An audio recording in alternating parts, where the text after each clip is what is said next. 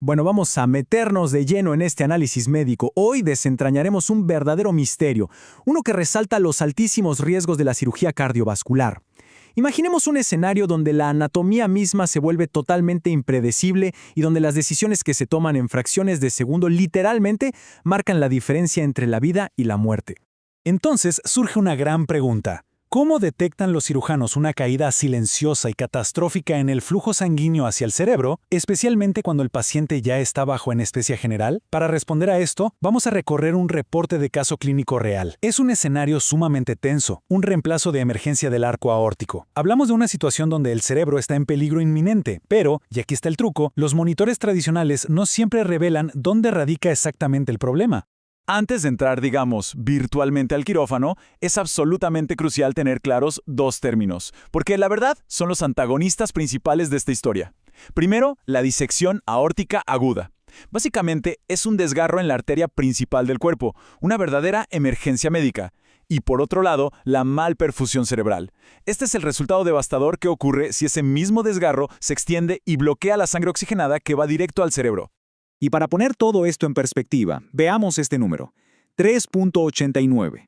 Representa el aumento drástico en el riesgo de sufrir un derrame cerebral cuando existe una disección de la arteria brachiocefálica. Es una estadística súper alarmante, pero prepara el escenario perfecto para dimensionar el nivel de peligro que estamos a punto de desglosar. Sección 1. Dentro del quirófano. Nuestro caso se centra en un paciente de 78 años que llegó al hospital con un dolor repentino, un dolor súper intenso en el pecho y la espalda. Las tomografías preoperatorias confirmaron el diagnóstico.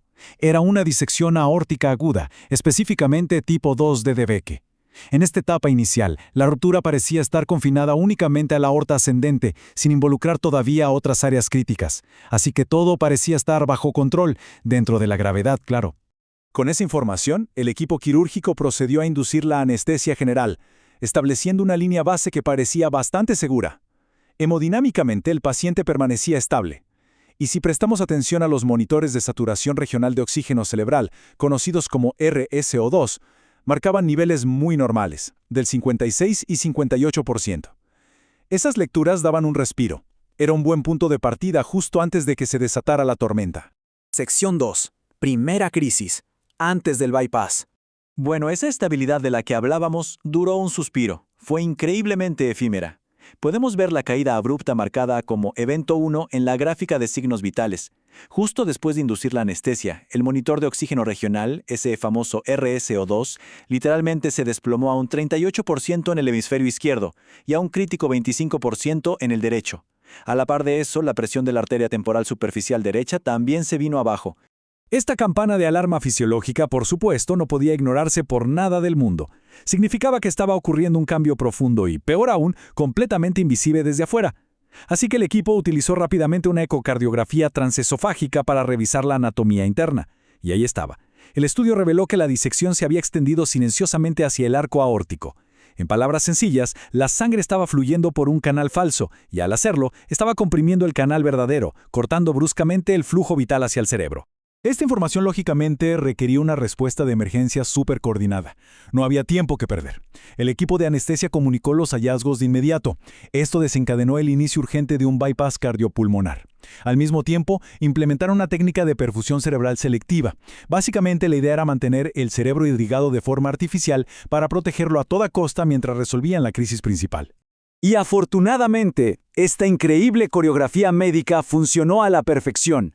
Estas rápidas intervenciones lograron estabilizar la oxigenación. Gracias a la circulación extracorpórea y la perfusión retrógrada, la sangre volvió a fluir como debía. Los niveles de RSO2 se restauraron de manera bilateral a cerca de un 60%. Así que, por el momento, el cerebro volvía a estar a salvo y los cirujanos podían continuar con el procedimiento. Sección 3. Segunda crisis. Desconexión del bypass. Pensemos en esto. Después de horas y horas de minuciosa reconstrucción del arco y las arterias, el equipo finalmente intenta desconectar el soporte del bypass. La meta era que el corazón del paciente volviera a bombear por sí solo. Pero justo en ese instante ocurrió el evento 2, otra devastadora y repentina caída de la oxigenación cerebral. Esta vez, el nivel se desplomó de golpe hasta un alarmante 30%. Y aquí es donde la complejidad llega a su punto máximo. La herramienta visual que literalmente había salvado la situación en la primera crisis, la ecocardiografía transesofágica, esta vez simplemente falló. No logró mostrar la nueva lesión que estaba causando la brutal caída de oxígeno. Dejaron al equipo operando a ciegas en unos momentos que sin duda alguna eran de vida o muerte. Pero para resolver este nuevo enigma, se sacó un as bajo la manga y se desplegó una herramienta alternativa, el ultrasonido dúplex carotidio. Fue absolutamente clave. Este aparato reveló al instante que la arteria carótida común derecha había colapsado por completo. Mostraba un flujo pulsátil severamente reducido en comparación con el lado sano que estamos viendo. Ahora, para entender bien cómo se desarrolla esto anatómicamente, revisemos los esquemas. Estos ilustran el mecanismo del problema. Resulta que, al restaurar el flujo natural del corazón, la sangre encontró un nuevo sitio de reentrada, un poco más alejado. Esto provocó que esa famosa luz falsa de la disección se expandiera de manera dramática, y al expandirse, volvió a aplastar el conducto principal verdadero, asfixiando otra vez el flujo cerebral. Increíble cómo el cuerpo reacciona, ¿no? Al comprender súper rápido la física de todo este problema anatómico, los cirujanos entraron de nuevo en acción.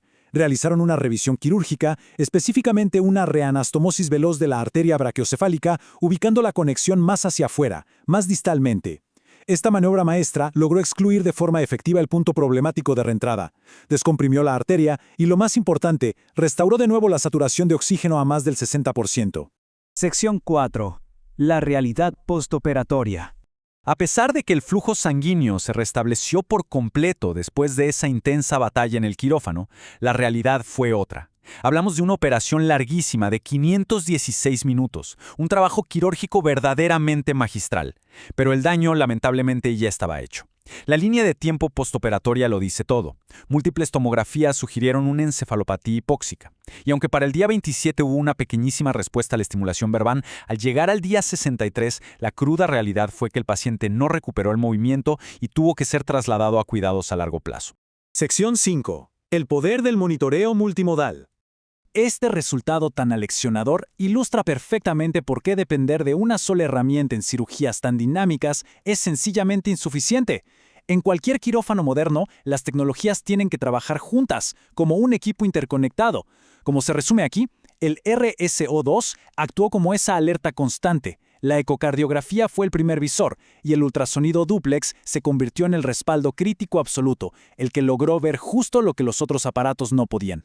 Esto nos lleva directo a la recomendación de los autores de este reporte, Miura y sus colegas.